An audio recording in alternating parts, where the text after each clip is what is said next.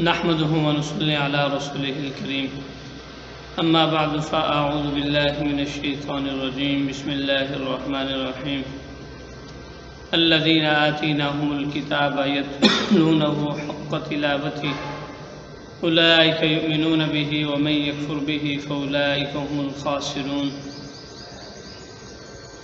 قال النبي صلى الله عليه وسلم اشراف امتی حملۃ القرآن واصحاب اللیل او کما قال علیہ الصلاۃ والسلام. صدق اللہ العظیم وصدق رسولہ النبی الکریم. حاضرین مجلس، عید الاضحیٰ کے دن سویڈن کے اندر قرآن پاک کو جلایا گیا، جس کی وجہ سے پوری امت مسلمہ سراپے احتجاج ہے. یہ آئے دن کفار ایسی حرکات کرتے رہتے ہیں جس سے مسلمانوں کو تکالیف پہنچانا مقصود ہوتا ہے اور مسلمانوں کے دلوں کے اندر ٹھیس پہنچتا ہے اور انتہائی غصے کا اظہار کرتے ہیں.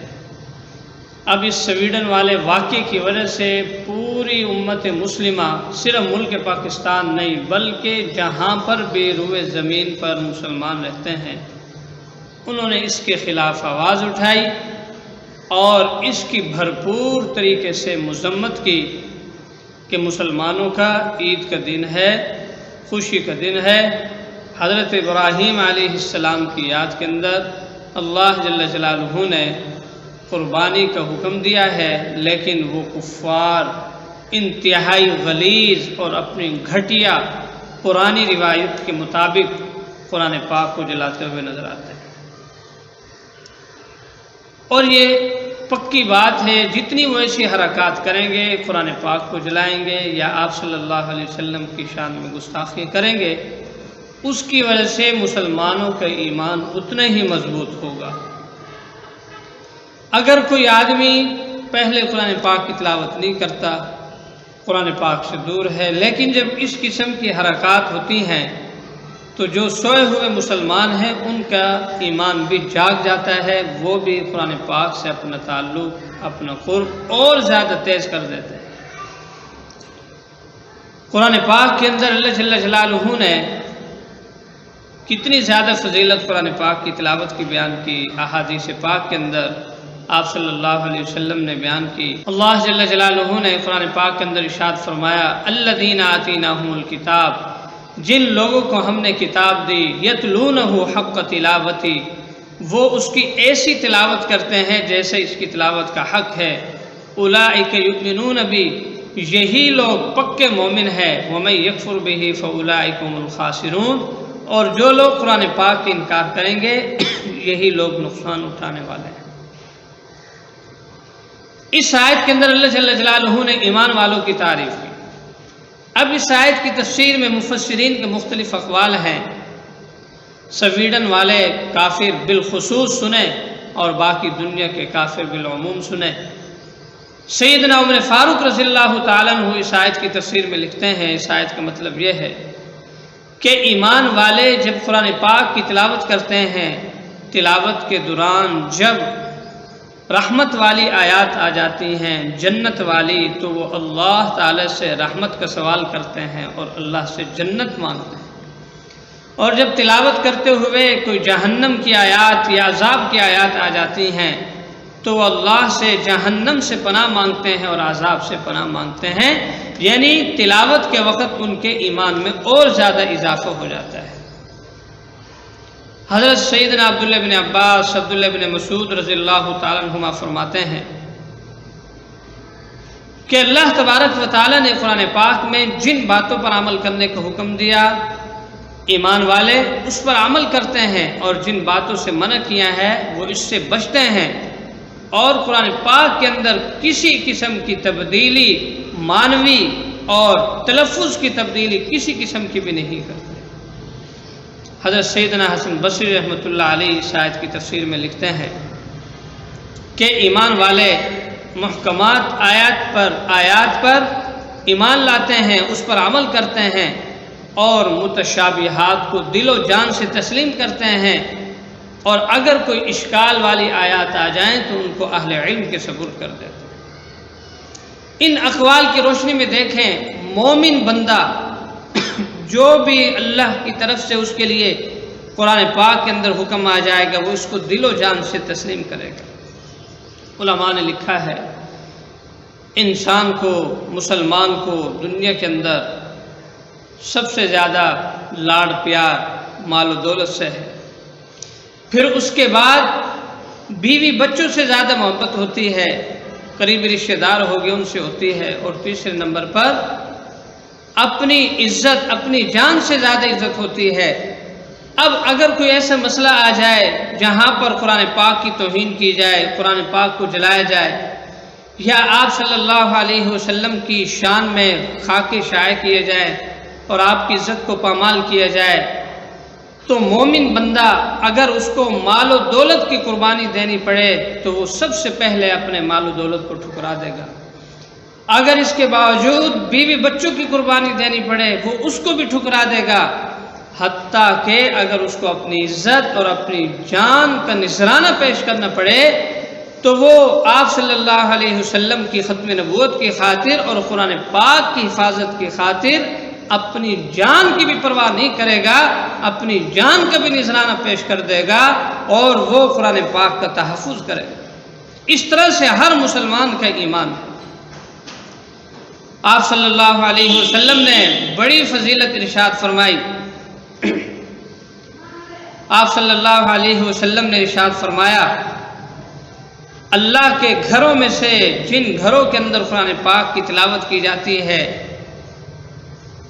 تو رحمت ان پر برسنا شروع ہو جاتی ہے اور ملائکہ رحمت ان کو ڈھانپ لیتے ہیں، اور اللہ جل جلالہ ان کا ذکر فرشتوں کی مجلس میں فرماتے ہیں۔ یعنی کتنی فضیلت والی بات ہے کہ جو لوگ قرآن پاک کی تلاوت کرتے ہیں وہ لوگ بیٹھے ہوئے ہوتے ہیں۔ اگر کوئی شخص قرآن پاک کی تلاوت بھی نہ کرے، صرف ویسے خالی بیٹھا ہوا ہے، تو اس حدیث کے مطابق ان تمام لوگوں پر اللہ کی طرف سے رحمت برس رہی ہے، اور جس کی وجہ سے ان کے دل کو چین، اطمینان، سکون، راحت نصیب ہوتا ہے۔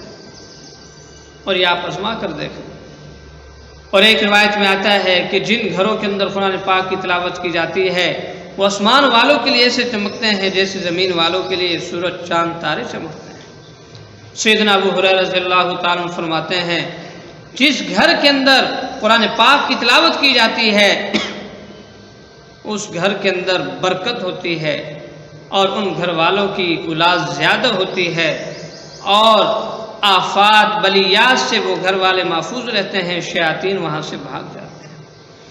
اور جن گھروں میں قرآن پاک کی تلاوت نہیں ہوتی وہاں پر بے برکتی ہوتی ہے، اولاد بھی کم ہوتی ہے، اور شیاطین وہاں پر ڈیرے لگا لیتے ہیں۔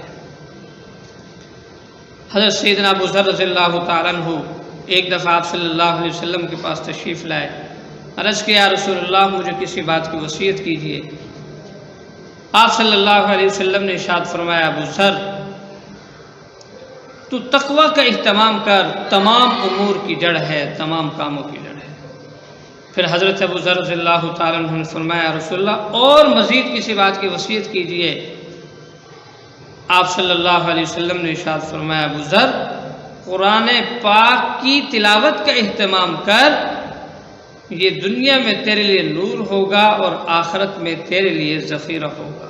اس حدیث پاک کے اندر حضرت ابو ذر رضی اللہ تعالیٰ عنہ کے پوچھنے پر آپ صلی اللہ علیہ وسلم نے دو باتوں کی وصیت فرمائی، نمبر 1 تقوی اور نمبر 2 قرآن پاک کی تلاوت، اور پھر تلاوت کے 2 انعام بیان کی۔ ایک دنیا کے اندر نور ہوگا، یعنی اس کی زندگی کے اندر برکت ہوگی، نورانی ہوگی، آنکھوں کے اندر نور ہوگا، بے حیائی اور گناہ والی زندگی سے وہ دور ہوگا، اور آخرت کے اندر یہی قرآن پاک کی تلاوت ذخیر نجات بن جائے گا۔ اس کی برکت سے اللہ تبارک و تعالی اس کو جنت کے بلند درجات عطا فرمائیں گے۔ اتنی بڑی فضیلت ہے، اور خود اللہ جل جلالہ نے پارہ نمبر 21 کے شروع کے اندر قرآن پاک کی تلاوت کو حکم دیا، اتل ما اوحی الیک من الکتاب، اے نبی صلی اللہ علیہ وسلم جو کتاب آپ کی طرف نازل کی گئی آپ اس کی تلاوت کیجیے۔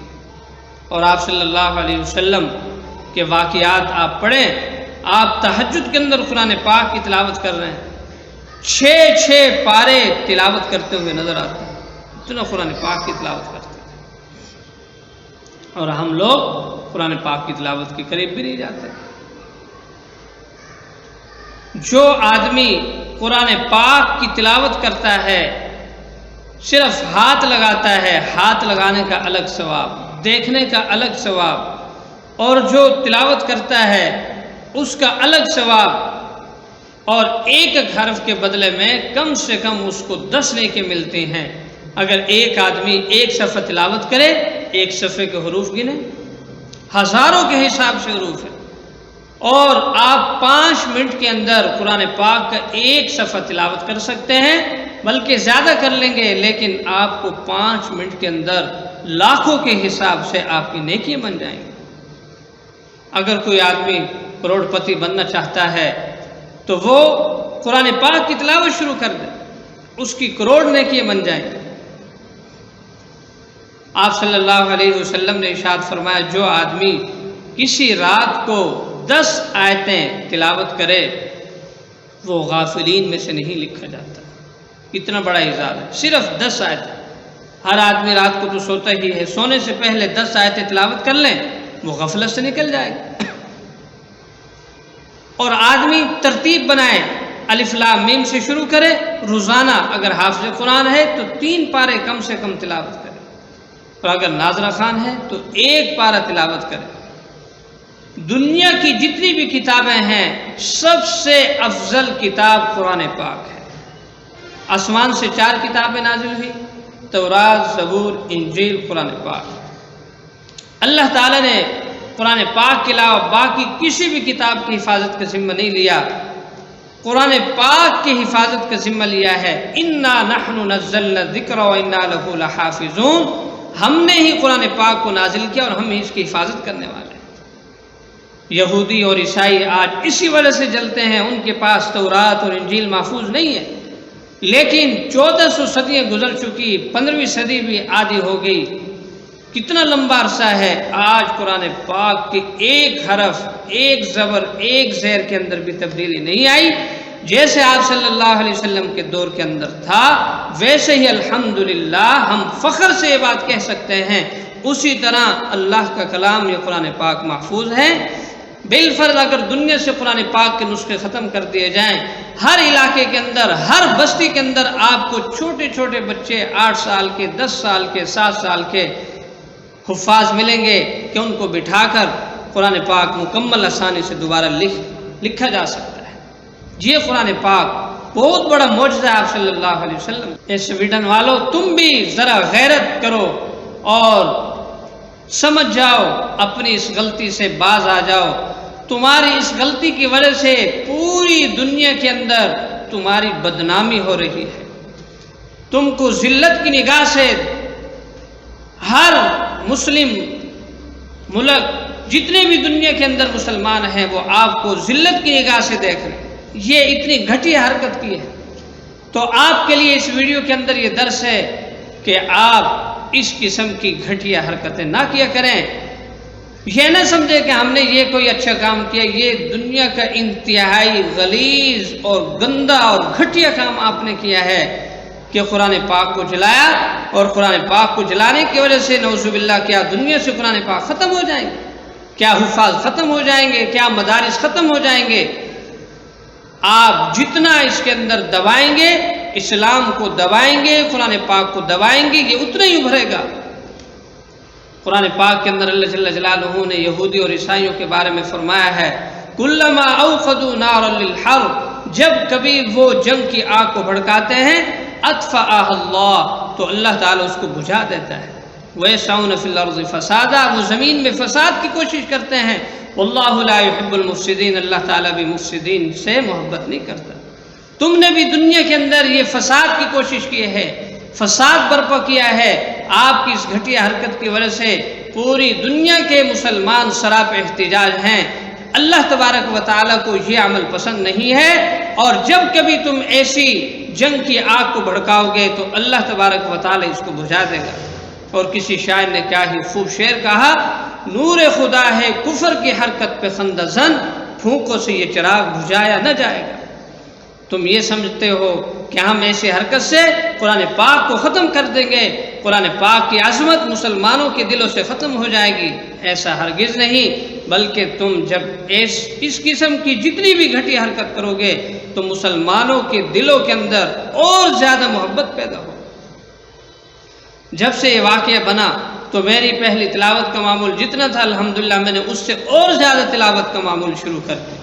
اسی طرح ہر مسلمان نے جب یہ گھٹیا حرکت دیکھی ہوگی تو ان کا بھی یہی جتنا پہلے تلاوت کا معمول تھا اس سے زیادہ اور قرآن پاک سے تعلق مضبوط ہو گیا۔ تو اس لیے تمام مسلمانوں سے درخواست ہے آپ اپنے بچوں کو اور اپنی بچیوں کو اور اپنے رشتہ داروں کو قرآن پاک کی دولت سے منور کریں۔ یہ دنیا کے اندر بھی باعث افتخار ہے اور قیامت کے اندر بھی افتخار ہے۔ اور مزے کی بات یہ ہے دنیا کے اندر تمام کتابوں سے بڑھ کر قرآن پاک ہے، اور یہ اس کا طر امتیاز ہے۔ آپ قرآن پاک کو 10 دفعہ پڑھیں آپ نہیں اکتائیں گے، 20 دفعہ پڑھیں نہیں اکتائیں گے، 1000 دفعہ پڑھیں پھر بھی نہیں اکتائیں گے۔ دنیا کی کوئی کتاب ایسی نہیں ہے جس کو آپ 10 دفعہ پڑھیں اکتا نہ جائے، 20 دفعہ پڑھیں گے اکتا جائیں گے، تنگ آ جائیں گے، لیکن یہ قرآن پاک ہے کہ آپ اس کو بار بار پڑھتے جائیں اور پھر نئی حلاوت آپ کو محسوس ہوگی۔ سویڈن والوں کوئی غیرت کرو اور آئندہ اس قسم کی گھٹیا حرکتیں سے باز آ جاؤ۔ اللہ تبارک و تعالی ہمیں اور دنیا کے تمام مسلمانوں کو قرآن پاک کے ساتھ اور زیادہ تعلق اور زیادہ عمل اور زیادہ تلاوت کرنے کی توفیق عطا فرمائے۔ وما علینا الا البلاغ۔